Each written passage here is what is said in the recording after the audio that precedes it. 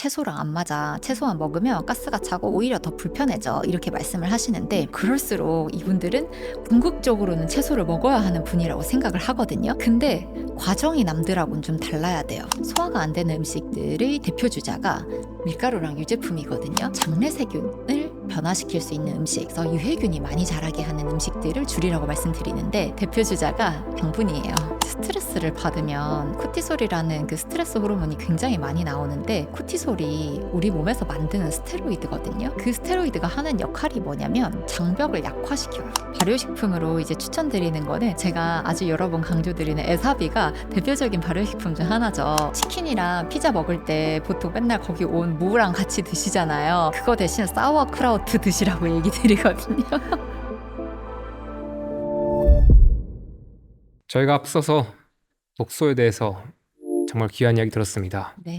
이번 영상에서는 해독에 대해서 다룰 건데요. 해독에 있어서 선생님께서 책에서 5단계 솔루션을 제안해 주셨습니다. 네. 그것이 각 단계별로 어떻게 구성되는지 설명 가능할까요? 디톡스에 대해서 알아볼 텐데요. 제가 디톡스를 구성할 때는 이런 생각을 했어요. 제가 앞에서 이제 우리의 궁극의 목표는 세포 디톡스다. 근데 이 세포 디톡스를 원래는 우리가 단세포 시절도 있었을 거잖아요. 아주 예전에. 그 단세포 시절에는 탄소와 영양분을 통해서 에너지를 만들고 그리고 디톡스를 하고 이런 것도 모든 세포 하나가 그냥 다 해결을 해야 했었거든요. 근데 우리는 더 이상 이제 단세포가 아니에요. 아주 많은 세포로 구성된 아주 고등 생명체거든요. 그러면은 우리의 디톡스 시스템도 그 변화와 함께 발달을 했을 거란 말이죠. 그래서 제가 오늘 설명드릴 이 디톡스 시스템은 고도로 발달한 인간에서 디톡스를 어떻게 분화해서 협력해서 몸의 장기들이 하고 있나 요거에 관한 이야기인데요. 그래서 제가 디톡스 시스템 5단계를 이렇게 설명을 드리면 일단 우리가 가장 많이 접하고 그리고 가장 직관적으로 내는 독소의 배출 경로가 바로 먹고 배출하는 거예요. 음식을 통해서요? 네, 음식을 통해서. 그래서 그게 가장 이제 핵심적인 통로다 보니까 첫 번째는 일단 소화기관을 주축으로 삼아요. 그래서 1단계가 위고요. 그 다음에 2단계가 장입니다. 참. 이 소화기관이 바로 서게 되면 영양분을 제대로 흡수를 하게 되죠. 그리고 필요 없는 것들은 내보낼 수 있게 돼요. 이렇게 하고 나면 우리 몸에 영양소가 충분해지겠죠. 그럼 이걸 통해서 이제 해독을 하는 핵심. 많은 분들이 해독하면 딱 떠올리는 게 바로 간이거든요. 네, 그게 바로 3단계입니다. 간이 세 번째네요. 네, 세 번째. 간이 3단계고, 그래서 이제 간에서 열심히 이 영양소들을 사용해서 그 해독을 해요. 해독을 하고 나면 그러면 얘를 이제 적절히 내보내야 되잖아요. 네, 그 내보내는 대표적인 길이 원래는 두 가지인데 이제 소변으로 보낼 수도 있고 소변으로 가는 이야기를 제가 아주 많이 다루진 않았는데 그 이유는 이제 소변으로 가는 길은 막히는 일이 많진 않아요.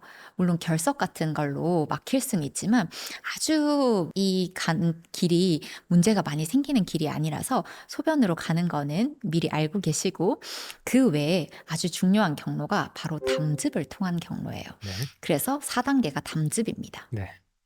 담즙이고 담즙을 통해서 이렇게 장으로 이동한 독소들은요. 어디로 가냐? 이제 장으로 왔으니까 대변을 통해서 밖으로 배출되게 돼요. 그렇게 해서 이렇게 1, 2, 3, 4단계를 거치면 어떻게 되냐? 우리 세포 차원에서도 디톡스가 잘 일어날 수 있게 된다. 그래서 5단계가 세포 디톡스거든요. 그래서 저는 디톡스 시스템을 보통 요 5단계에 걸쳐서 설명을 드려요. 저희가 직관적으로 디톡스 할 때 간을 떠올릴 텐데 네네네. 그게 아니라 방금 설명하신 그 책에는 음식이 어떻게 보면 경로, 음식이 우리 몸에서 대사되는 경로를 따라서 흘러가는 느낌 좀 있습니다. 맞습니다. 위에서 음식이 가장 먼저 뭔가 소화에 큰 부분이 일어나고 장으로 가고 네. 그 친구들이 또 간으로 이동하고 네. 간에서 처리된 다음에 간에서 만들어진 또 담즙을 통해서 독소 일부가 감즙에 담겨서 또 다시 대변으로 가서 네. 배출되기도 하고요. 네. 여기서 말씀하신 대로 이제 소변으로 나가는 것들은 약간 생략이 되어 있다라고 맞습니다. 하셨고 네. 그 외에 독립적으로 세포 자체에 대한 디톡스까지 네. 이렇게 해서 5단계 솔루션을 제안하셨습니다. 맞습니다. 그러면 첫 번째 스텝인 위에 대해서 한번 다뤄보고 싶습니다. 네. 위라는 장기가 해독할 때 어떤 역할을 하나요? 위는 제가 이제 첫 번째로 꼽은 이유는요. 얘가 물론 해독에 아주 직접적으로 영향이 있다 보기보다는 해독을 하기 위한 선결 과제라고 보시면 돼요. 그러니까 제가 아까 간에서 해독을 하기 위해선 영양소가 필요하다고 말씀드렸잖아요. 그런데 우리가 모든 음식이 들어와서 처음으로 몸에서 살균되고 소화되는 곳이 바로 위예요. 그래서 위가 제대로 갖춰져 있지 않으면 일단 간에서 필요한 영양소를 공급할 수 없거든요. 그래서 제가 1단계를 위로 잡았다고 보시면 될 것 같아요. 사실 한국인은 특히 또 위염이나 역류성 식도염 같이 위 문제를 가진 분들이 좀 많은 것 같아요. 또 위의 기능이 대표적으로 우리가 살균도 있고 소화에 도움을 주는 것도 있는 걸로 알고 있는데 네. 여기에 대해서 조금만 설명을 부탁드릴 수 있을까요? 위의 기능을 살펴보면 제가 살균하고 소화라고 말씀을 드렸어요. 네. 그래서 이제 우리가 기능을 살펴보려면 이 기능이 안 될 때 어떤 증상이 있나 이걸 보면 되거든요. 네. 그래서 위의 기능이 떨어졌을 때 어떤 문제가 있나를 한번 살펴보면요. 위에서는 살균과 소화를 위해서 굉장히 중요한 물질이 하나 있거든요. 그런 거예요. 네, 바로 위산이에요. 위산이요? 네, 네. 위산이 있는데 이 위산은 굉장히 강한 산이거든요. 이 위산으로 솔직히 우리가 먹는 음식이 무균실에서 만들어진 게 아닌 이상 균들이 있을 수밖에 없거든요.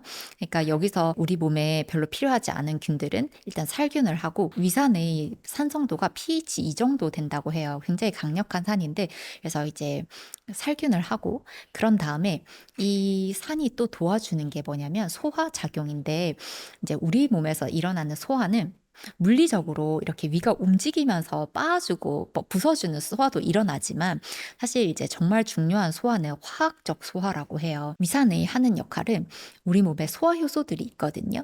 소화효소들이 활성화되도록 도와줘요.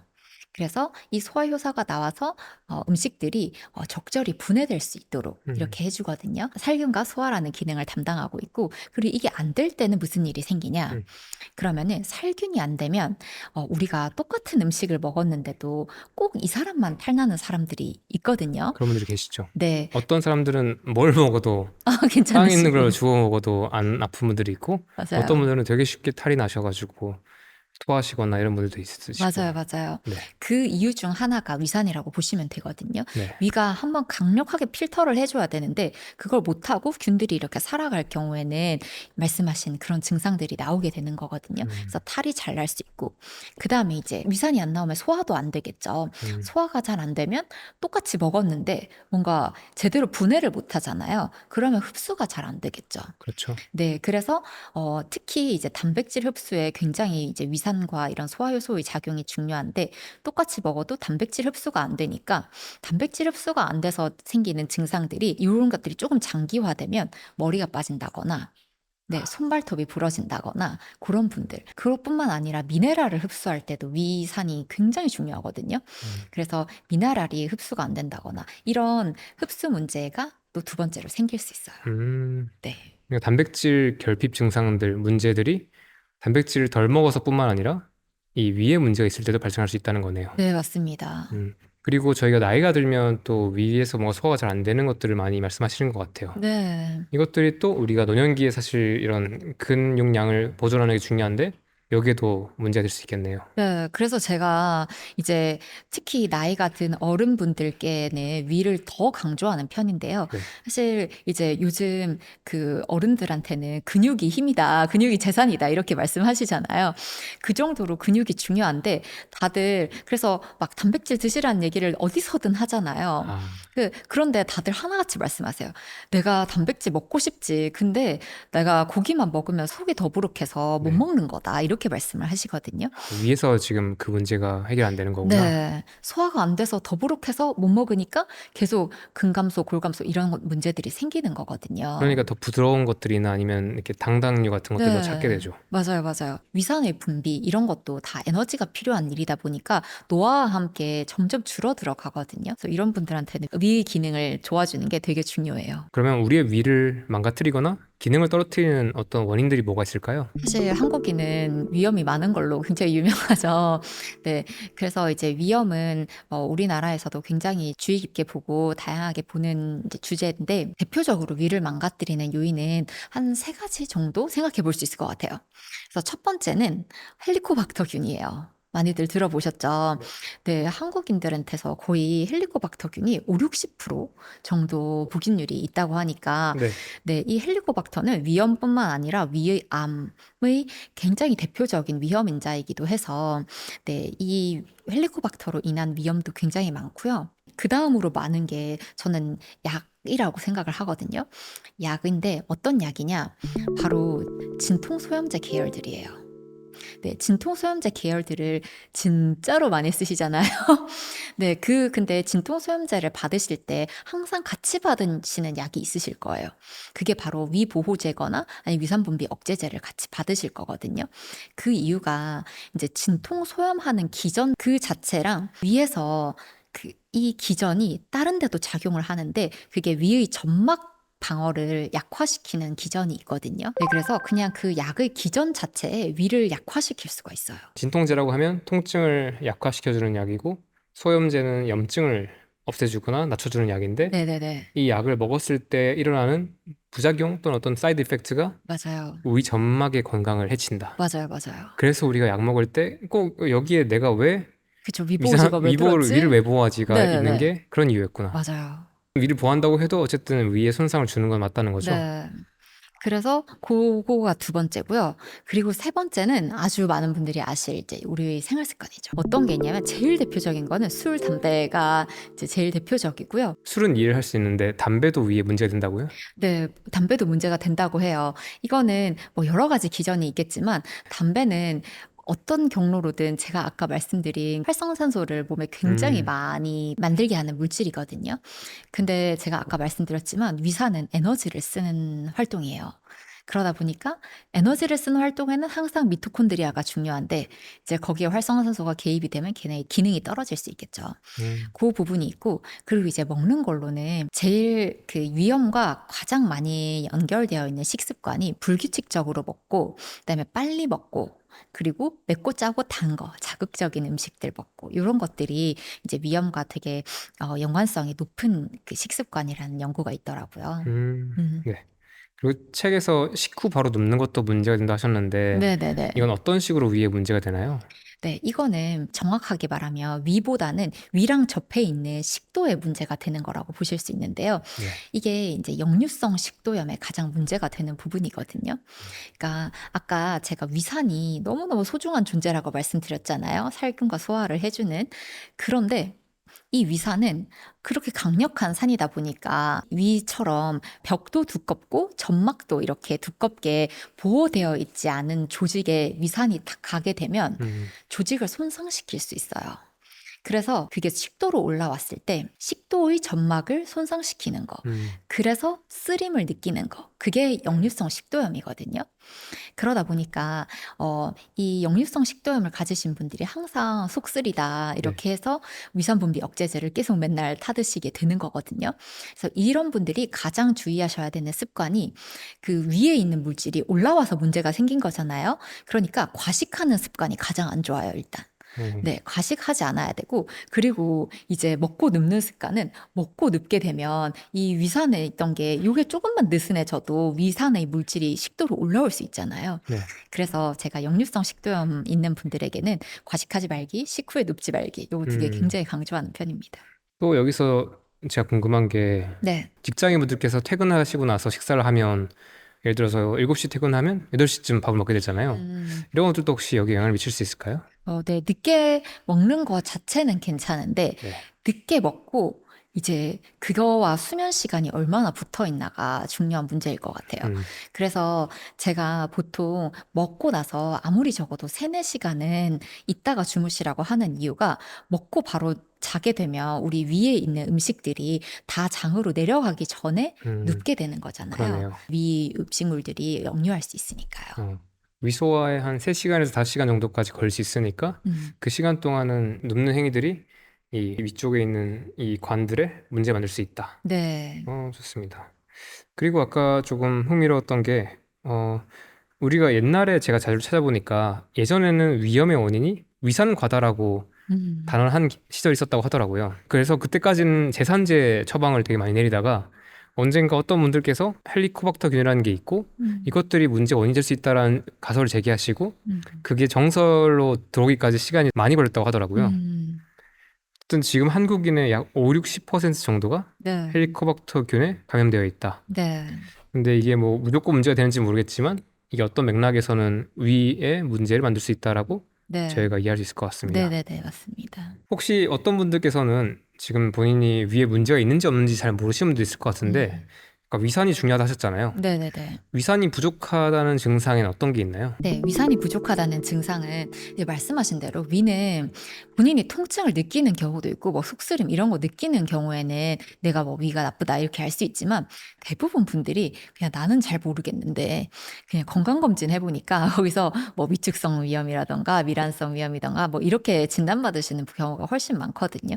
그래서 이제 위의 문제가 그냥 그런 거 그냥 한국 사람들 다 있대 이렇게 하고 간과되는 경우가 생각보다 많은 것 같아요. 근데 제가 이제 방금도 말씀드렸지만 위산이 부족할 때 생기는 문제들이 아까 이제 단백질 부족, 그 단백질 부족으로 인해서 뭐 머리 빠지거나 네. 손가락 부러진 그런 얘기 드렸고, 그리고 이제 미네랄이 흡수가 안 되니까 미네랄이 흡수가 안 되면 그 미네랄은 뭐 철분도 있고 뭐 아연, 뭐 셀레늄 이런 진짜 좋은 아이들이 이제 흡수가 잘 안 되는 거거든요.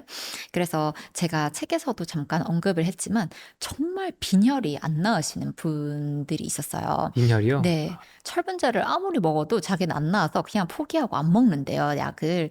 그런데 이런 분들한테 위산을 교정했더니 네, 한 3달 만에 빈혈이 그냥 없어지더라고요. 오, 네, 그런 식으로 이런 미네랄 결핍 그런 것들이 있을 수 있고요. 그리고 환자분들한테 꼭 물어보는 증상이 하나 있거든요. 그게 뭐냐면 배에 가스 차시는지를 물어봐요. 가스 차는 사람 많죠. 많죠. 이게 어떤 원리냐면 우리가 위산은 아까 산이라고 했잖아요. 산인데 얘는 살균도 하고 소화도 하지만 산성도라는 거를 우리 몸에서 유지시켜주는 역할도 해요. 그래서 이제 우리가 위는 아주 강한 산성인데 소화효소가 나오면서 얘가 살짝 중화가 되거든요. 중화가 돼서 이제 소장에는 그냥 거의 중성이나 살짝 약한 산성 정도를 띠고 이제 대장에 갈수록 중성에서 염기 이런 정도로 변해요. 그래서 이런 상성도 자체를 관장하는 게 결국 위산이라고 보시면 되거든요. 근데 위산이 잘 안 나와요. 소화가 잘 안 돼요.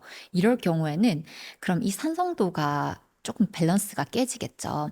그러면은 소장에 균이 되게 잘 자랄 수 있는 환경이 돼버려요. 아, 그리고 애초에 살균을 잘 못하니까 균들이 많이 들어올 거잖아요. 그렇죠. 그리고 소화가 잘 안 돼서 소화가 다 안 된 단백질들이 둥둥 같이 떠서 올 거 아니에요.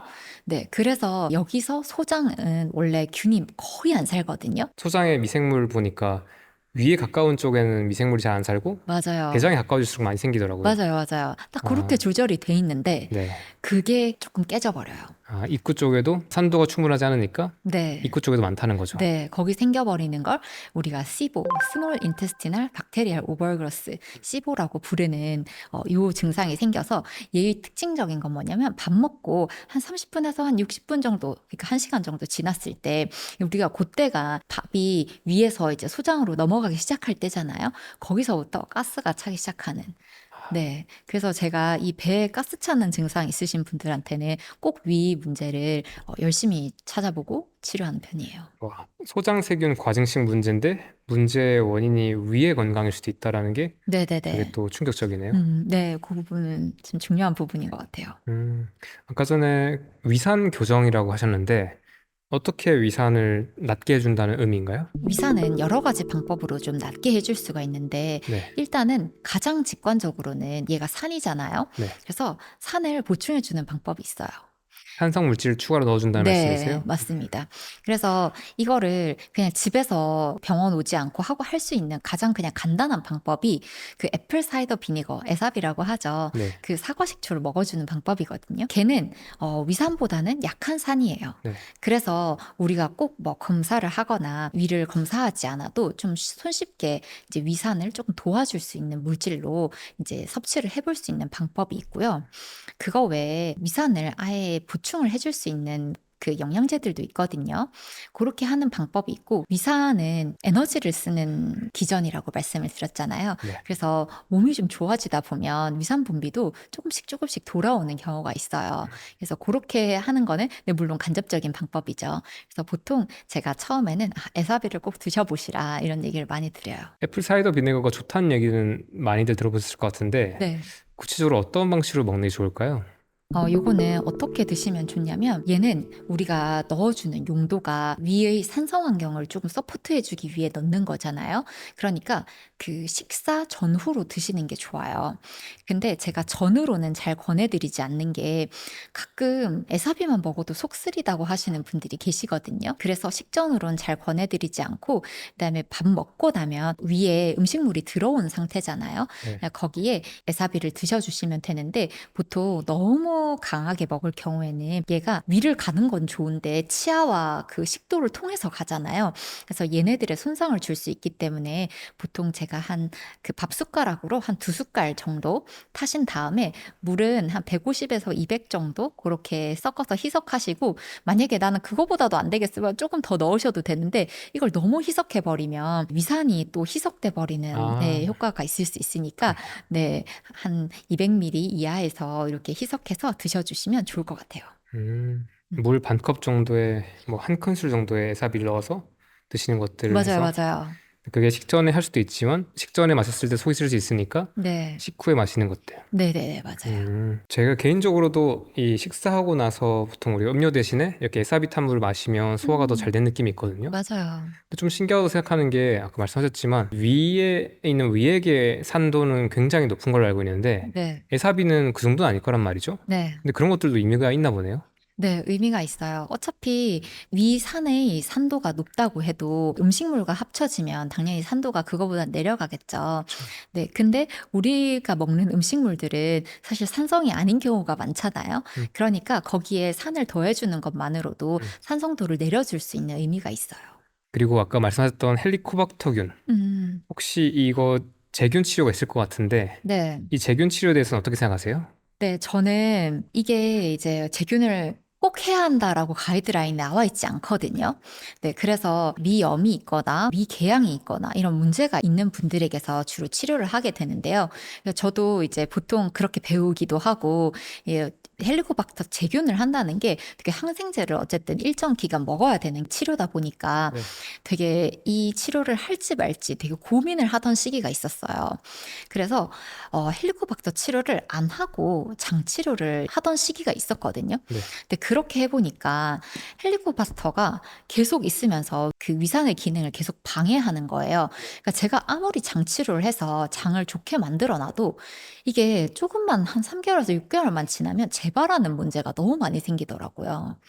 그래서 이거는 위를 제대로 고치지 않고는 장 치료를 하는 게 정말 어렵구나 하는 생각이 들어서, 제가 그런 케이스들을 좀 많이 만나고 난 후에는 그 다음에 이제 장 치료를 해야 하는 상황이다 이럴 때는 그냥 헬리코박터균은 제균을 하는 편이에요. 이 제균 치료도 기능학 병원에서 할 수 있는 건가요? 제균 치료는 어느 내과든 가정의학과에 가셔도 네, 하실 수가 있어요. 그러면 위에 어떤 문제가 되게 심하신 분들의 경우에는 위 안에 있는 헬리코박터균 검사라는 거를 아마 해볼 수 있을 것 같고요. 네, 그것들이 어떤 경우에는 제균 치료가 필요하다. 네, 이렇게 해야지 우리가 좀 더 큰 근본적인 상황을 바꿀 수 있다라고 볼 수 있을 것 같습니다. 네, 네.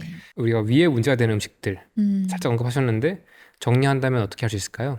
네. 위에 문제가 되는 음식들은 항상 말씀드리는 게 술 가장 처음으로 말씀드리긴 해요. 사실 술 드시는 분 치고 위가 멀쩡한 분이 진짜 잘 없으시거든요. 술 자체는 워낙 염증을 많이 일으키고 위에만 안 좋은 게 아니라 장 문제도 정말 같이 많이 일으키고 그리고 얘는 또 간에 부담도 되고 디톡스 시스템은 아주 재앙 같은 존재거든요.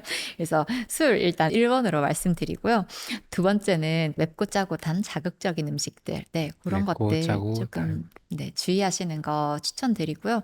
그리고 제가 이 위를 말할 때 꼭 하나 말씀드리고 싶은 게 제가 에사비 얘기를 드리면은 어떤 분들이 있냐면 에사비를 식 전에 먹든 식 후에 먹든 어쨌든 속이 쓰리다. 그런 분들이 많아요. 그래서 왜 그런가요? 그 왜 그러냐면 우리의 위는 위산이 pH 2의 강한 산이 나와도 멀쩡하게 견디는 조직이거든요. 그런데 위 점막이 이미 너무 손상이 많이 되시거나 그래서 위 점막이 튼튼하지 못하니까 위벽이 그냥 노출되어 있으신 분들은 점막 없이 산이 닿아버리면 당연히 여기가 헐겠죠. 그렇죠. 네, 그래서 위염이 좀 많이 진행되어 있으신 분들은 진짜 약한 산인 그 에사비만 먹어도 속이 쓰리시거든요. 그래서 이런 분들이 제일 이제 위가 힘든 분들이에요. 그래서 이런 분들은 에사비를 먼저 드실 생각을 하시면 안 되고 점막을 고치는 것부터 하셔야 되거든요. 그래서 제가 이 속 쓰리신 분들은 일단 속 쓰림부터 해결을 해야 그 다음 디톡스가 가능하다고 말씀드릴 정도로 속 쓰릴 때는 위산 분비는 언감생심 꿈도 못 꾸고요. 네, 속 쓰리는 것부터 나아야 되는데 음식으로는 속 쓰림을 조금 좋게 할 수 있는 음식이 이제 연구 결과가 참 많지가 않은데 그래도 있는 그게 이제 마랑 올리브 오일이거든요. 마와 올리브 오일. 네. 그래서 마를 좀 갈아서 드시거나 마만 갈아 드시면 좀 맛이 없으니까 바나나랑 올리브 오일 같이 넣어서 이렇게 갈아 드시라는 얘기 되게 많이 하거든요. 그래서 그렇게 해 보시고 근데 그걸로도 안 되신다 하시면 이 점막을 좀 도와줄 수 있는 약들이 있어요. 그래서 그런 약의 도움을 또 받아보시고 뭐 여러 가지 영양제들도 있으니까 좀 일단 속쓰림을 낮게 하셔야 네, 그 다음 단계를 갈 수 있다. 이걸 꼭 기억하셨으면 좋겠어요. 그럼 이렇게 위에 대해서 알아봤는데요. 두 번째는 장입니다. 네. 해독 과정에서 장은 어떤 역할을 하나요? 장은 어떤 역할이냐면 일단 위에서 열심히 소화를 해서 이제 보냈어요. 그거를 흡수하는 역할을 일단 첫 번째로 하고요. 그 다음에 흡수를 하고 흡수가 안 된 나머지 물질들은 이렇게 배출하는 역할을 해요. 네. 네, 그래서 장의 음. 역할은 흡수와 배출이라고 보시면 되고요. 네.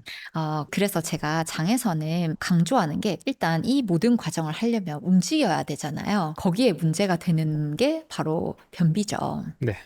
변비가 있으면 일단 장의 운동 자체가 잘 원활하지 않은 거고 디톡스 시스템에서 대변이라는 거는 이 독소들을 가지고 나가줘야 되는 건데 이제 거기 딱 하수구가 막혀 있는 느낌인 거예요.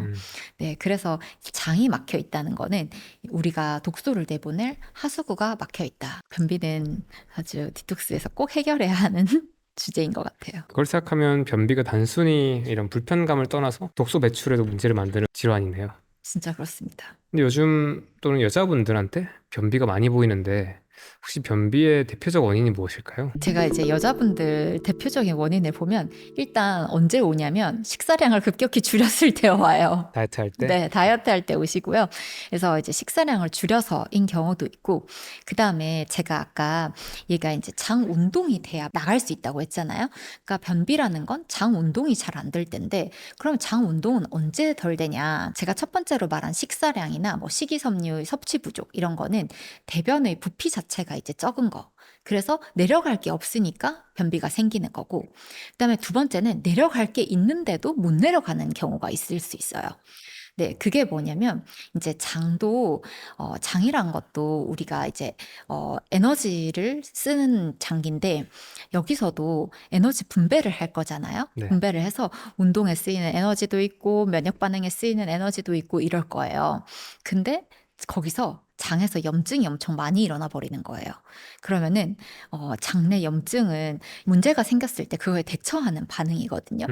약간 군대 같은 시스템이에요. 뭔가 나쁜 게 들어왔을 때 뭐 죽이고 쏘고 막 이렇게 다 없애버리는 그런 시스템이니까 굉장히 에너지가 많이 들 거잖아요. 그렇죠. 네, 그걸 하게 되면 그러면 당연히 운동할 수 있는 에너지가 줄어들겠죠. 네, 그래서 변비가 오는 경우 이런 것들이 있는 것 같아요. 그러면 변비가 있으신 분들한테는 어떤 처방을 내리세요? 저는 어떻게 하냐면요. 변비가 있으신 분들이 제일 많이 하고 오시는 게 뭐냐면 물 많이 먹고 그다음에 식이섬유 먹고 이거는 다 하고 오시거든요. 네. 그래서 이제 이거는 식이섬유를 많이 먹는다는 거는 이제 대변의 부피를 증가시켜 보는 거는 다 하고 오시는 거예요. 그러면은 제가 해 드려야 될 거는 그러고도 안 낫는 사람들이 저한테 오시는 거니까 그럼 운동성을 개선을 해 드려야겠죠. 그래서 운동성을 개선해 드려야 되는데 이 운동성 자체를 자극하는 변비약들도 있거든요. 근데 그렇게 자극을 하는 약들은 이제 대표적인 아이들이 자극성 하제라고 하죠. 둘쿠락스 같은 거. 네. 하재요. 네. 네. 그런 것들을 쓰면 막 진짜 장이 못 견뎌서 움직여서 그냥 나오거든요. 그래서 그것들을 막 약국에서 사서 쓰고 그러시는데 그걸 안 쓰게 되면 움직이지 못하게 하는 굉장히 안 좋은 영향도 있고 이 약은 절대로 많이 써서 되는 약은 아니거든요. 그래서 그거 대신 하는 방법이 뭐냐? 그게 제가 이제 위를 고치는 방법을 써요. 그래서 이거는 왜 이걸 하냐면 아까 장염증이 많으면 운동성이 줄어든다고 했잖아요. 그럼 장염증을 왜 생기나를 찾아보는 거예요. 장염증이 생기는 원인은 물론 다양하게 있을 수 있어요. 뭐 장이 진짜로 나쁠 수도 있는데 굉장히 흔한 원인 중에 하나는 위에서 소화가 덜 돼서 소화가 덜 된 단백질 그 음식들이 이제 장으로 내려갔을 때 이 장이 아주 튼튼하면 상관없는데 이 소화가 덜 된 단백질들이 장을 통과하는데 이게 일부가 몸으로 새 나오는 거예요. 그렇죠. 네. 그 새 나오는 것을 우리 몸은 적군이라고 생각하고 얘를 제거하는 그런 염증 반응을 일으키는 게 이제 장염증을 일으키고 운동성을 떨어뜨리는 굉장히 메인 이유 중에 하나거든요. 네. 그래서 제가 변비 환자분들한테는 위 치료를 먼저 하고 있어요. 위치를 먼저 한다. 네. 그리고 장염증 낮춘다. 네, 장염증을 낮춘다. 그 다음에 뭐 식이섬유나 물 같은 거에 섭취를 해줄 수 있다는 거죠? 네, 그 다음에 이제 대변의 부피를 증가시켰을 때 의미가 있을 수 있는 거거든요. 혹시 식이섬유가 이 배변에 도움을 되는 원리가 장 운동을 촉진시키는 거 말고 또 있나요? 식이섬유는 이제 종류도 아주 크게는 두 가지로 나눌 수 있어요. 네. 수용성과 유용성 식이섬유로 나눌 수 있거든요. 요즘은 이 경계가 아주 분명하진 않다고 해서 요 카테고리를 안 쓰시는 분들도 있는데 그래도 저는 개념적으로 이해하기에는 꽤 좋은 그 분류 같아서 이제 수용성 식이섬유 같은 경우는 장내 세균들이 이렇게 먹을 수가 있어요. 먹어서 이제 유익균의 먹이로 사용할 수 있거든요. 그러면 얘네 같은 경우에는 변의 부피도 증가시키는 역할을 하지만 장내 세균의 먹이가 돼서 장내 세균을 좀 증가시켜 주거든요. 네. 근데 우리가 이제 대변을 생각할 때 대변에 음식물 찌꺼기가 대다수다 이렇게 생각하기가 쉽지만 생각보다 대변에서 가장 큰 퍼센트를 차지하는 게 장내 세균이거든요. 그게 시체 덩어리네요. 네, 시체 덩어리예요. 그래서 거의 한 반 정도가 반이요? 네. 그래서 퍼센트를 보면 막 20 후반대 퍼센트에서 50%대까지 와. 장내 세균이라고 하거든요. 네. 네, 그 정도로 장내 세균이 많아지면 결국 대변의 부피가 증가하게 돼요. 그렇기 때문에 이제 얘네들이 이 장내 세균의 먹이가 돼주는 그런 식이섬유가 장내 세균을 증가시켜서 대변의 부피를 증가시켜 줄 수 있고요. 그리고 이제 두 번째, 그 소화가 안 되는 식이섬유들이 있겠죠. 걔네들은 그냥 그 자체로 대변의 부피를 증가시켜 주거든요. 그리고 이제 한 가지 더는 이 식이섬유들이 아까 장내 세균의 먹이가 된다고 했잖아요.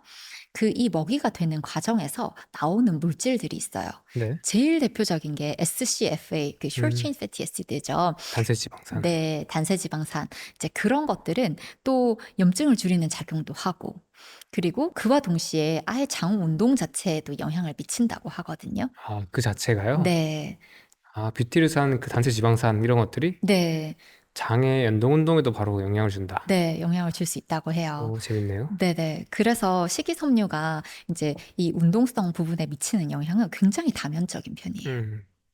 좋습니다. 혹시 뭔가 먹을 때마다 또는 채소를 먹었을 때 쉽게 가스가 차는 사람들 있잖아요. 이런 분들은 어떻게 하는 게 좋을까요? 이분들이 저도 맨날 채소 먹으라고 하는 사람이다 보니까 이런 얘기 진짜 많이 하시거든요.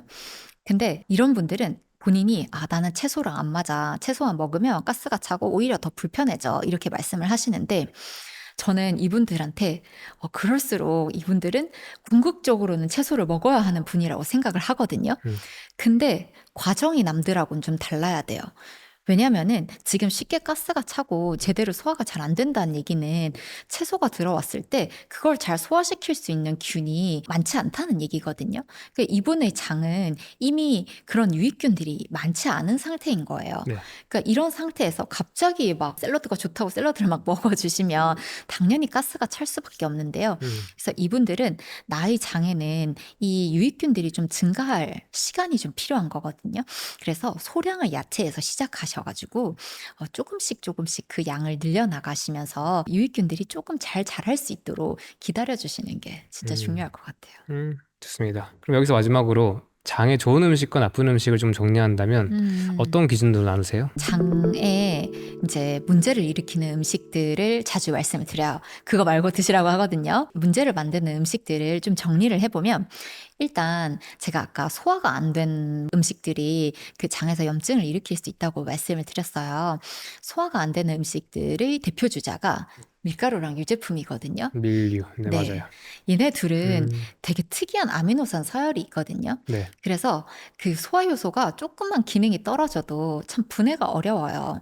그래서 결국은 얘네가 소화가 덜 돼서 염증을 일으킬 수 있어서 제가 이제 이 소화가 덜 되는 이 밀가루 유제품을 좀 음, 줄이라고 말씀을 드리고요. 그 다음에 이제 두 번째가 제가 아까 장내세균이 엄청 중요하다고 했잖아요. 네. 그래서 장내세균을 변화시킬 수 있는 음식, 근데 나쁘게 변화시키는 음식, 그래서 유해균이 많이 자라게 하는 음식들을 줄이라고 말씀드리는데, 어떤 거예요? 네, 대표 주자가 당분이에요. 당분? 네, 네. 달달한 아이들은 결국 곰팡이도 되게 많이 자라게 하고 유해균들을 많이 자라게 하거든요. 그래서 그런 달달한 음식들 피하라고 말씀드리고요. 여기서 이제 한 가지 더 말씀드리면 제가 앞서도 엄청 강조했던 당독소 있잖아요. 그 당독소 음식들도 얘가 염증 폭탄이라고 앞에 말씀드렸잖아요. 장에서도 똑같이 염증을 일으켜요. 이런 음식들을 결국은 밀류설튀죠. 네, 그래서 걔네 좀 적게 드시라고 말씀을 드립니다. 혹시 음식 외의 요소 중에서 장에서 염증을 유발하거나 장에 나쁜 것이 있다면 어떤 게 있을까요? 이 음식 외에 염증을 유발하는 요소는 아무래도 제일 대표적인 건 그 장내 세균이라고 생각을 하거든요. 근데 결국은 이게 음식과 맞닿아 있잖아요. 장내 세균이라는 거는. 그래서 장에서 염증을 일으키는 뭐 다른 요소를 꼽으라고 하면은 장내 세균을 저는 보통 꼽고요. 장내 세균 자체를 건강하게 만드는 거? 네. 그래서 결국 음식을 잘 먹는 게 장내 세균을 가꾸는 거고 네. 그 장을 건강하게 하는 건 굉장히 이어져 있는 문제인 것 같아요. 음, 보통 또 스트레스 많은 분들이 위염도 같이 있잖아요. 아 네. 스트레스가 맞아 있어요. 네. 스트레스는 장을 악화시키는 정말 대표적인 아이인데요. 스트레스를 받으면 우리가 코티솔이라고 하죠. 그 코티솔이라는 그 스트레스 호르몬이 굉장히 많이 나오는데 코티솔이 우리 몸에서 만드는 스테로이드거든요. 네. 그 스테로이드가 하는 역할이 뭐냐면 그거예요. 장벽을 약화시켜요. 그래요? 네. 장벽을 약화시켜서 소화 안 된 음식물들이 내려왔을 때 장벽이 튼튼하면 그냥 대변으로 나갈 텐데 장벽이 약하면 그 틈을 타고 또 염증을 만들 아, 거잖아요. 네. 그래서 스테로이드가 나쁘다고 하는 건데 우리가 몸에서 스테로이드를 만드는 게 스트레스를 받는 거거든요. 네. 그래서 진짜 그렇네요. 음. 대표적으로 스트레스 같은 심리적인 요인들이 있을 것 같아요. 진통소염제. 얘들도 스테로이드 계열인가요? 좀 다른가요? 네, 진통소염제, 아까 말씀드린 위를 나쁘게 하는 소염제에 스테로이드도 포함되거든요. 포함돼 있어요. 네, 스테로이드나 그리고 엔세이드라고 하죠. 비스테로이드성 소염제. 이런 아, 아이들이 둘 다 대표적인데 둘 다 염증을 완화시키려고 먹는 약인데 그 기전 중에 하나가 이제 위의 장벽을 망가뜨리고 그리고 얘네는 장의 장벽도 영향을 줘요. 그래서 장을 아. 약화시키거든요. 그래서 약도 참 큰 영향을 줍니다. 그러니까 약물 생각할 때 그 약이 해결하는 증상이 있긴 하지만 그것 외에 생길 수 있는 문제가 위나 장의 벽의 건강을 네. 떨어뜨릴 수 있다. 네, 그래서 맞습니다. 그게 A를 막다가 B라는 문제를 키울 수 있다는 것도 우리가 생각할 수 있게 되네요. 맞습니다.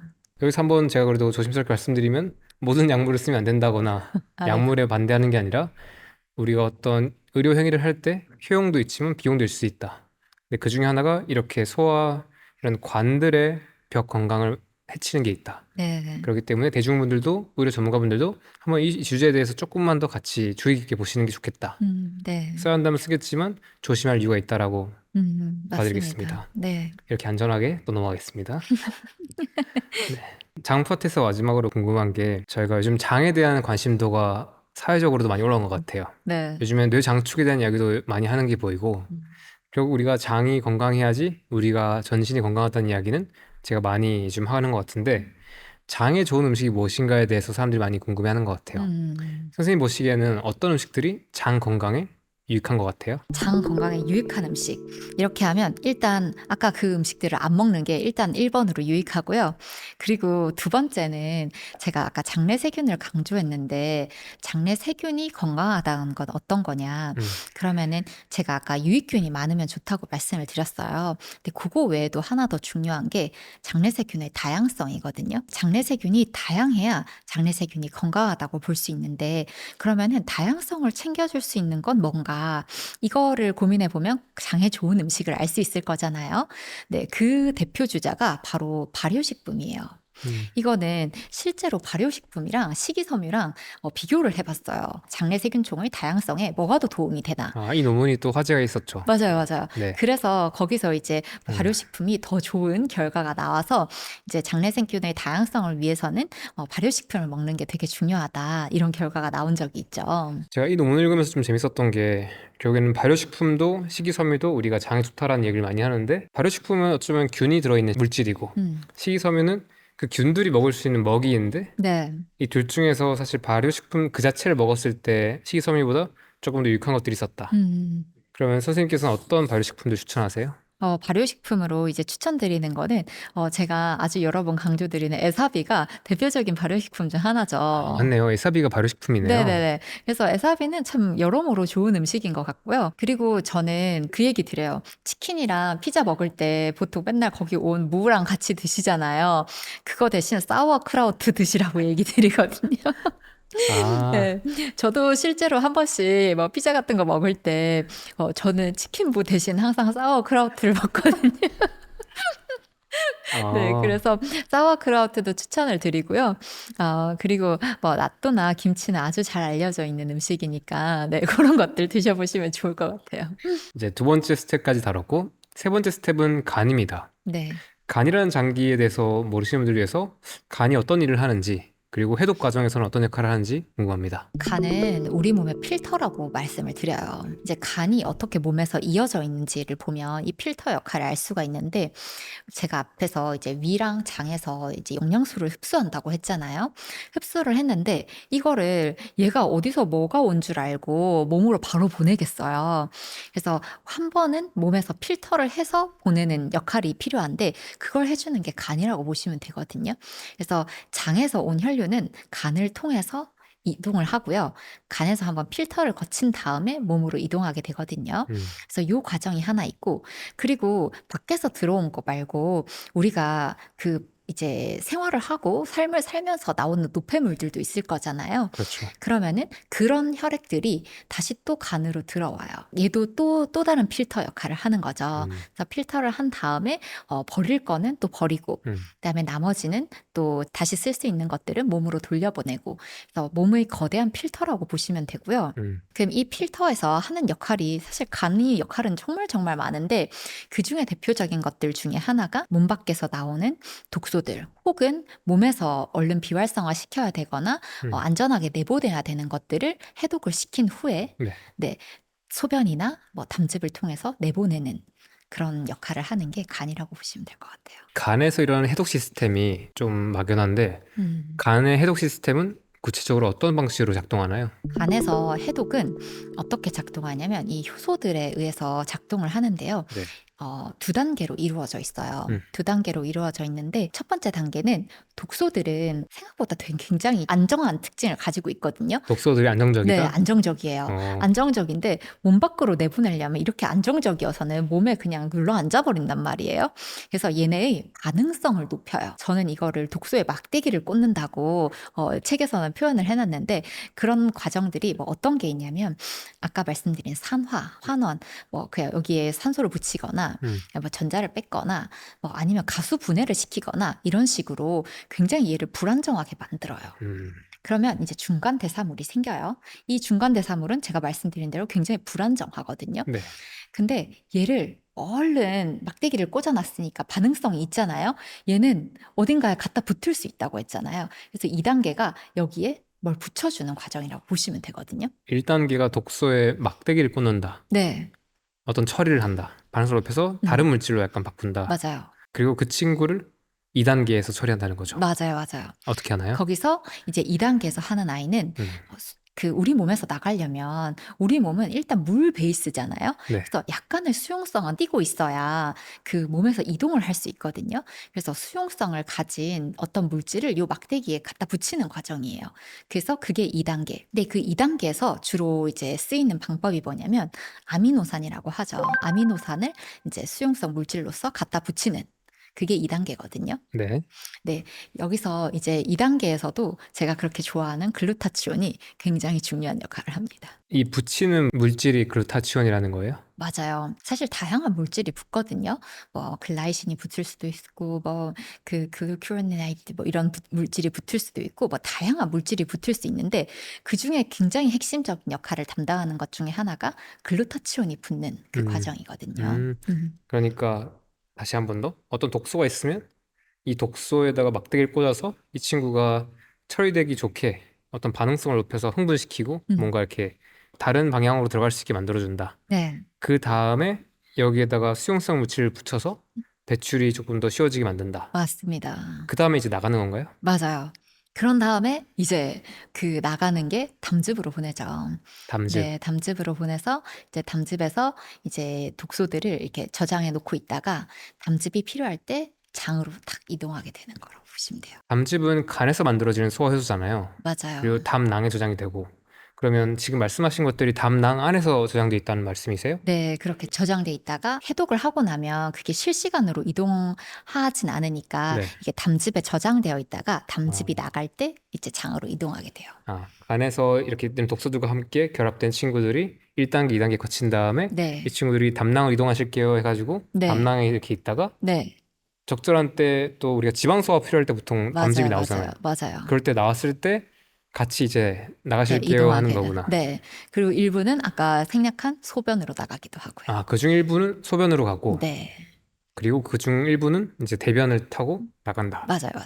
사실 우리가 독소가 나간다는 이야기는 많이 생각하실 텐데 대변으로 나간다는 거에 대해서는 의외로 많은 사람들이 또는 과거에 저도 몰랐던 것 같아요. 네네. 사실 이제 많은 대사들이 이제 소변을 통해서 대사물들이 많이 나가고 그 소변으로 이제 대사물들이 많이 나가다 보니까 대변으로 독소가 나간다는 개념 자체를 사실 이제 거의 잊고 살거나 간과하는 경우가 많고요. 네. 그리고 이제 저도 담즙이랑 그 기능학을 배울 때 담즙이란 거의 존재를 그렇게 깊이 인지하지 못했어요. 건강 주제에서 담즙에 대한 이야기를 잘 안 하죠. 그죠? 안 해요. 네. 그게 왜 그러냐면 저도 이 기능학 진료를 해보면서 느끼는 건데 이게 측정할 수 있는 방법이 별로 없어요. 네, 담즙이 잘 분비되는지 이런 걸 측정할 수 있는 방법이 잘 없고, 그리고 제가 아까 수용성 독소 같은 경우는 소변에서 측정할 수 있는 방법이 있다고 했잖아요. 근데 지용성 독소는 대변에서 검출할 수 있는 우리가 진짜 할 수 있는 검사가 잘 없어요. 그러다 보니까 이 지용성 독소가 배출되는 거에 대한 인지 자체가 잘 일어나지 않거든요. 랩을 할 수가 없다 보니까. 네. 그래서 그 아까 수은의 그 메인 빠져나가는 통로도 대변이고 팝스가 빠져나가는 메인 통로도 대변인데 이제 그런 거는 이제 약간 조금 잊혀진 주제가 되는 경우가 많죠. 와, 제가 깜짝 놀라는 게 구독자분들 만나다 보면 담낭 떼신 분들이 진짜 많더라고요. 네. 근데 사실 그러니까 담즙이 담기는 주머니가 없다고 해도 간에서 나오는 거기 때문에 사실 뭐 주머니가 없는 거지 문제는 없다라는 얘기를 보통 하셨던 것 같은데 네. 어쩌면 이렇게 담낭이 없었을 때 또는 담즙 관련된 문제가 생겼을 때 네. 독소 배출 자체가 되게 불리한 조건이라는 걸 알 수가 있네요. 네. 이게 이제 담낭을 떼더라도 간에서는 어차피 담즙이 계속 만들어지니까 걔네들이 적절히 만들어져서 뭐 어느 정도 배출하고 하는 거는 큰 문제가 없는 건 맞거든요. 그러니까 담낭을 떼고도 우리가 잘 살 수 있는 건데, 근데 이제 담낭의 역할 중에 하나가 뭐냐면 간에서 담즙을 만들잖아요. 그러면은 걔네를 농축하는 역할을 하거든요. 네. 네. 그러니까 이 주머니가 있으면 있을수록 농축을 잘 할 수 있는 능력은 있는 거예요. 네. 그러니까 뭐 당연히 농축하는 곳이 있으면 독소들도 어쨌든 머무를 곳이 있으니까, 음. 네. 어쨌든 농축도 한 번 더 될 수 있고, 그 농축이 됐을 때 딱 뿜어져서 장으로 나가게 되면, 아까 제가 제흡수 얘기를 진짜 많이 했잖아요. 그래서 똑같이 많은 양이 되다 보면은 제흡수가 아무리 되더라도 꽤 많은 양이 배출이 될 수도 있을 거고, 네. 그래서 이제 담낭을 제거하신 분, 이게 뭐 연구가 돼 있는 부분이 아니라서 저도 확실하게 말씀드릴 수는 없지만, 이제 담낭을 제거하신 분들은 담즙 분비를 어쨌든 농축하는 능력은 조금 줄어들어 있는 거니까, 네. 담즙 분비를 좀 평소에도 좀 원활하게 해주시는 게 독소 배출에 도움이 되지 않을까 생각을 해봅니다. 그러면 담즙 건강에 있어서 어떤 행위들이 조금 도움이 되거나 반대로 문제를 만들 수 있을 것 같으세요? 문제를 만드는 거는 생각보다 조금 명확한데요. 네. 담즙은 아까 말씀드린 대로 걔의 1번 역할은 지방 소화를 도와주는 거예요. 네. 지방 소화를 도와주는데, 우리가 한창 지방이 굉장히 나쁘다 이런 시절이 있었잖아요. 네. 그래서 지방이 거의 없는 식사를 하시게 되면 우리 몸은 항상 필요 없는 일을 하지 않아요. 네. 그러면은 담즙을 덜 만들고 덜 분비하는 쪽으로 몸은 적응을 하거든요. 네. 그렇게 되면 당연히 담즙이 나갈 일이 적으니까 독소가 배출될 일도 적겠죠. 네. 그래서 지방을 안 드시는 분들, 요런 분들은 네, 담즙 배출의 기회 자체가 줄어드는 거니까, 네. 그런 부분이 일단 첫 번째가 있을 수 있겠고요.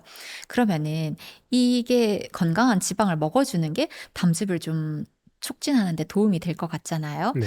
그거랑 함께 제가 이제 말씀드리는 방법이 뭐냐면, 담즙 분비를 도와줄 수 있는 방법이 있냐, 특히 음식으로 그런 것들이 있냐, 이런 연구를 저도 진짜 많이 찾아봤거든요. 근데 생각보다 진짜로 없어요. 담즙을 다룬 연구 자체도 일단 많지 않고, 특히 이제 음식으로 뭔가 해줄 수 있는 방법에 대해서는 더 연구가 없는데요. 그래도 연구 결과가 있는 게 두 가지인데, 여기서 또 에사비가 나와요. 아, 또요? 진짜 신기하죠? 저도 에사비는 진짜 너무 신기한 물질인 것 같은데, 네. 에사비에 있는 아세트산이 담즙의 생성이나 분비를 조금 자극시켜 줄 수 있다는, 이거는 네, 완전히 밝혀지진 않았지만 뭐 추정을 하고 있어요. 그래서 그 부분이 있고요. 두 번째는 올리브 오일이거든요.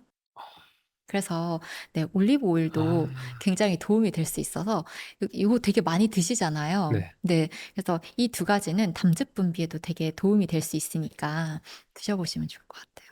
그 간과 담즙 관련해서 음. 레몬즙이나 에사비나 올리브오일이 몇 번 보였었거든요. 그죠, 그죠. 네, 맞아요. 아직 이 주제가 주류학 쪽에서 막 다루지기보다는 우리가 보통 대체학이라고 부르거나 맞아요. 자연주요법이라고 하는 그쪽 부분에서 레몬즙, 에사비, 올리브유 이야기가 많이 나오는 것 같아요. 네, 네, 맞아요. 그래서 이것들이 이런 담즙 건강을 개선하는데 또는 거기 생긴 문제를 고치는데 어떤 영향이 있을 수 있다. 네. 하지만 지금 연구가 모자라다. 맞아요.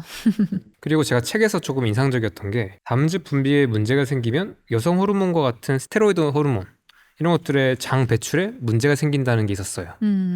이걸 보면서 제가 또 배웠던 게 여성 호르몬 같은 것들도 적절하게 배출을 하는 게 건강하구나. 이걸 독소처럼 말씀하시는 뉘앙스가 느껴져가지고 네. 그게 저한테 되게 신선했고 이게 어떤 내용인지 한번 설명하고 싶습니다. 네네.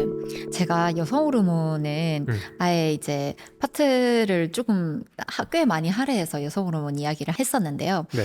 그 이유는 여성 호르몬은 사실 너무너무 중요한 호르몬이에요. 몸에서 하는 일도 많고 해주는 일도 많은데, 원래 활성이 많은 아이일수록 적절히 그 비활성화되고 안전하게 나가는 게 정말 중요하거든요. 네. 에스트로겐이 대표적인 그런 호르몬인데요. 네.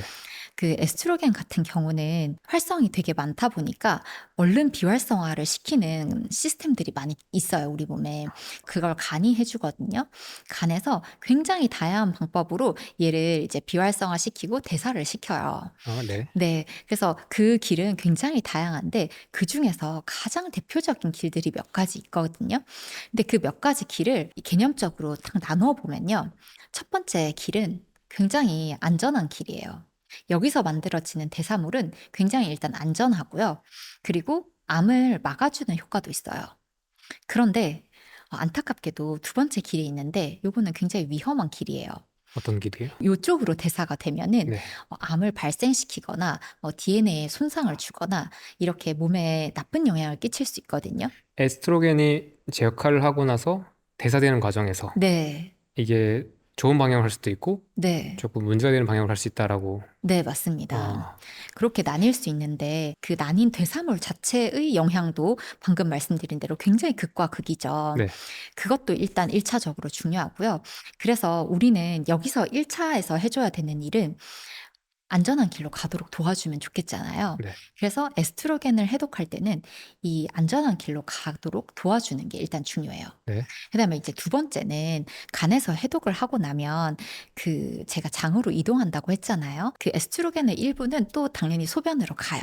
소변으로 가는데 또 일부는 대변으로 가거든요. 근데 그 대변으로 간 일부 중에 제가 아까 대변으로 간 아이들은 재흡수가 진짜 많이 된다고 했잖아요. 그러니까 대변에서 물만 가지고 다시 나오는 게 아니라 거기 있는 독소나 영양소도 같이 들어온다. 네, 들어올 수 있는데 여기서 일단 변비 같은 게 있어서 오래 머물면 당연히 에스트로겐이 재흡수될 확률이 굉장히 높아지겠죠. 그러면은 실컷 해독해서 내보내 놨더니 또 그걸 그대로 다시 갖고 돌아오게 되는 셈이잖아요. 그러니까 나는 똑같은 양의 에스트로겐을 생성해도 그 영향을 엄청 대거 받을 수 있게 되고요. 그다음에 한 가지 더 장의 문제가 있는데 변비 말고도 제가 장내세균이 아까 엄청 중요하다 했잖아요. 이 장내세균 중에 되게 특이한 능력을 가진 세균이 있어요. 그 세균이 어떤 일을 하냐면 우리가 간에서 해독을 할 때 에스트로겐에 수용성 물질을 붙여서 내보내거든요. 내보냈는데 이 장내세균은 아주 특이한 능력으로 이 수용성 물질을 딱 떼버려요. 얘네가 효소가 있거든요. 그 베타 글루큐로니네이즈라고 하는 특이한 효소인데 얘가 이 에스트로겐에 붙어 있는 물질을 떼버릴 수가 있다 보니까 그러면은 에스트로겐은 다시 굉장히 나가기가 어려운 형태가 돼버렸잖아요. 그러니까 또 그 재흡수되는 과정에서 같이 들어가요? 딸려. 그러니까 다른 장기들이 진짜 애써서 이걸 조금 또 비유해 보면 네, 몸 안에 있는 다양한 독소들이 있는데 네, 예를 들어서 그것 중에서 나가야 되는 것 중에 하나가 또 에스트로겐 관련된 해독이 필요한 친구들. 그래서 애들이 몸에서 되게 다양한 것들이 애써가지고 이렇게 경찰관들이 모여가지고 잡아가지고 연행을 해가지고 네, 잘 챙겨서 이제 수갑 채우고 딱지 붙이고 내보내는데 네, 가다가 이제 장 지나가다가 갑자기 어떤 친구가 갑자기 수갑 풀어버리고 네, 다시 돌아가고. 맞아요. 아, 그렇게 되는 거거든요. 그러면은 이 분은 장의 상태에 따라서 에스트로겐의 영향을 몇 배로 받으실 수 있겠죠. 그러면 변비가 있는 여자분들이 네. 에스트로겐 관련된 어떤 호르몬 교란 이런 문제들을 더 겪을 수 있겠네요. 네, 그러실 수 있어요. 그래서 변비랑 생리통 같이 있으신 분들 진짜 많거든요. 많죠. 네, 그게 이런 원리 중에 하나예요. 똥을 잘 싸야 된다. 근데 진짜 잘 써야 됩니다. 그래야 독소도. 맞아요. 잘 근데 내보내야 돼요. 근데 거기 에스트로겐까지 연결돼 있다. 네. 그러면 이렇게 에스트로겐 해독을 잘 못했을 때 음. 어떤 질병들의 위험이 높아지나요? 네, 어떤 질병의 위험이 높아지냐? 이거는 그러면 에스트로겐의 영향을 받는 질병들이 높아질 수 있어요. 네, 그 대표적인 게 이제 유방암. 네. 네, 유방암과 난소암이 대표적으로 이제 에스트로겐의 영향을 받는 암들이죠. 네. 그래서 이런 리스크를 높일 수가 있고요. 음, 그리고 이제 이런 아주 심각한 질환까지 안 가더라도 이제 생리통이 심해지시는 분들도 있고, 그리고 물론 자궁근종 같은 자궁근종 성근증 이런 아이들도 다 에스트로겐의 영향을 받는 질환이거든요. 물론 얘네는 다른 영향도 있을 수 있어요. 그런데 에스트로겐의 영향을 받으시는 분들은 이런 문제를 해결해주면 자궁근종이 좋아지기도 하시거든요. 이런 여성 문제 가지고 계신 분들은 더더욱 이 네. 해독 이슈를 잘 다뤄야 되고 진짜. 거기 안에서 이런 담즙 시스템까지 네. 연결돼 있고 장도 연결돼 있다. 음, 배변 고쳐야 된다. 네. 그리고 아까 그런 또 세균도 있으니까 수갑 뚫어주는 세균도 있으니까 네. 쉽지 않네요. 네. 그래서 디톡스 시스템 전반을 좀 봐줘야 되는 어. 부분인 것 같아요. 좋습니다. 지금 해독의 이 5가지 단계 중 4가지를 다뤘고요. 네. 마지막 스텝이 세포 디톡스입니다. 네. 앞에 영상에서 저희가 여기에 대해서 좀 다뤘기 때문에 마지막으로 세포 디톡스 관련해서 중요한 게 어떤 게 있을까요? 네. 세포 디톡스는 이제 우리 디톡스 시스템의 궁극의 목표예요. 궁극의 목표고 그냥 한마디로 정의하면 활성산소를 줄여주는 거. 세포가 활성산소의 그 방해 없이 온전하게 기능을 할 수 있도록 도와주는 거를 세포 디톡스라고 하고 네. 그 앞에 1, 2, 3, 4단계를 잘 거치면 그 세포에서 이 디톡스가 잘 일어날 수 있다. 그거 보시면 되고요. 결국 이걸 하는 방법은 앞서 말한 독소 피하기, 그리고 디톡스 시스템 점검하기, 그래서 우리 몸의 활성산소 줄여주기, 이렇게 하면 이제 세포 디톡스가 완성된다. 이렇게 보시면 될 것 같아요. 와, 이 5가지로 이 해독이라는 걸 다루는 걸 전 처음 봤거든요. 이 선생님께서 정리하신 거예요? 네, 제가 이제 해독이라는 주제를 잡고 어떻게 이야기를 풀어야 읽으시는 분들이 조금 더 디톡스 시스템을 맥락 있게 이해할 수 있으실까, 네. 정말 그걸 고민한 끝에 제가 이 5단계를 고안하게 된 거거든요. 이 이야기, 선생님께서 공부하신 것 그리고 책에 담으신 이야기가 되게 건강에 관심 많은 분들한테 도움이 될 거라고 저는 강하게 믿습니다. 저도 그랬으면 좋겠습니다. 네, 좋습니다. 네. 해독 관련해서는 여기까지 얘기를 하고 제가 다음 영상에서 네. 선생님께서 고안하시고 계속해서 전하고 계신 라이브웨이 스무디에 대해서 이야기해 보겠습니다.